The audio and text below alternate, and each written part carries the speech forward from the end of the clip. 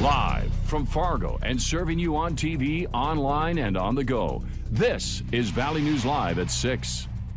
Absolutely, my son fell through the cracks because of inexperienced workers. There's children that are going to be hurt because of that. Clearly, they need to go through some more training and really learn what it is to be a child welfare worker.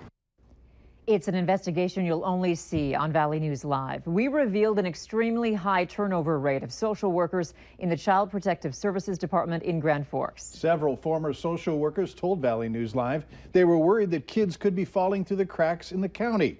One of the problems, they said, was the department's supervisor. Well, today we learned that supervisor is resigning. Valley News Team's Ryan Laughlin has been on the investigation for months. He has why she's quitting her job. The revolving door at the Grand Forks Child Protective Services continues to spin. In a department of 7 social workers and 1 supervisor, 11 have left since last May. Today we learned there's more resignations. Most notable is the embattled CPS supervisor, Tamara Bowling. Bowling was pointed to by many as a reason for why some have left. Multiple former social workers have told Valley News Live lack of experience in leadership may have been leaving kids vulnerable in the county.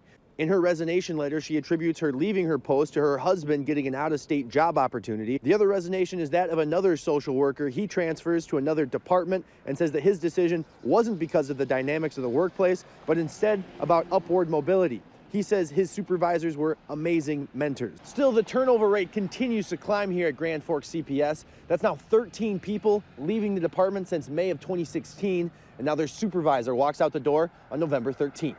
From Grand Forks, I'm Ryan Laughlin, Valley News Live. To see our investigation into Grand Forks Child Protective Services, head to our website, valleynewslive.com. I hope today's snow on the ground isn't a signal that the door to nicer weather has finally shut for months. Hutch, let's start with what we can expect tonight. Well, as we take a look at the radar, it's pretty easy to see another band of snow is making its way into the Red River Valley. Another one exiting the Minot area will be traveling along in south of Highway 2 this evening. So we do have snow in the forecast, and your hour-by-hour forecast for the evening shows that it will continue for most of the Red River Valley until 9 to 10 o'clock and then slide into parts of western Minnesota as temperatures stay just below freezing, nearly steady. Light wind is something to applaud. Temperatures will be cooling slowly this evening, and any snowy roads could quickly become icy as we go through the chilly overnight. I'll have details on a quieter Thursday weather across the valley and tell you how much snow you can expect by daybreak here in a few minutes. No mention of that door? What door? Okay, thanks. Yeah. And make sure you have the Valley News Live Storm Team weather app so you can keep up with the weather anytime, anywhere.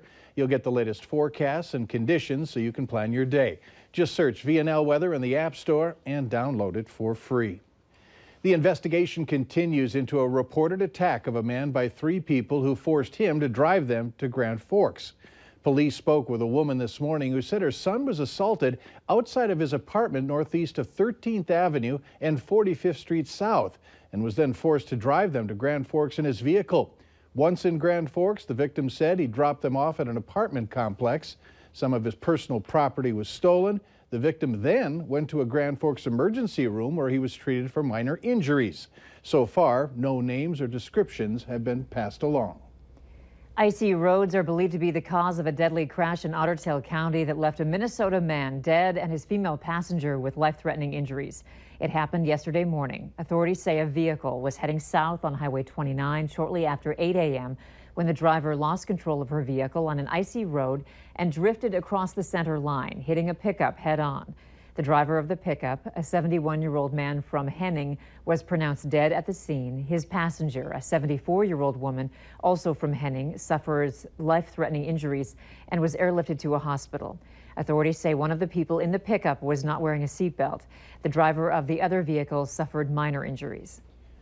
Prescription drugs can cost you thousands of dollars a year, and for many seniors, it's important to have the right prescription drug plan. North Dakota's insurance department says it's important to re-enroll in Medicare Part D every year. Open enrollment for Part D continues through December 7th. The insurance department says if you don't check your plan every year, it can cost you. However, savings can range from a couple $100s a year to thousands.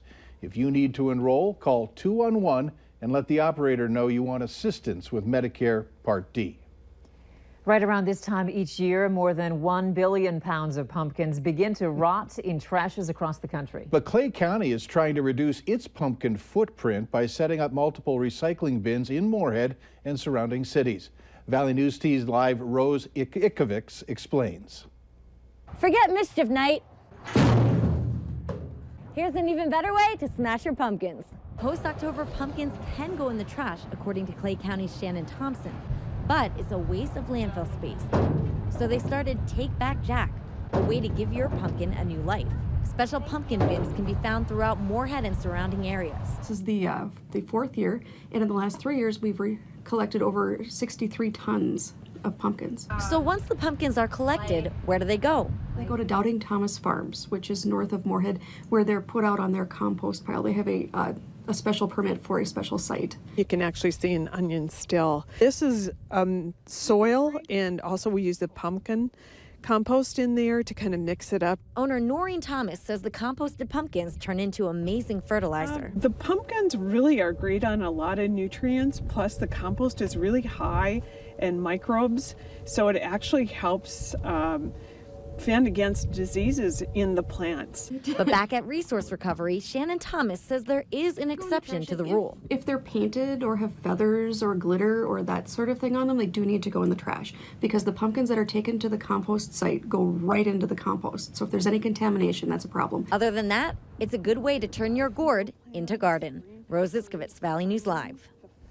Last year, Clay County collected over 24 tons of pumpkins. It's hoping to reach 25 tons this year. And if you find the list of pumpkin drops in Moorhead, you can go to our website to find that and click on this story. 100 days before athletes fill the resort town of Pyeongchang for the upcoming Olympics, the town is in a full makeover mode, renovating roads and buildings and deploying menus in English, Chinese, and Japanese, hoping for a last-minute surge in tourists.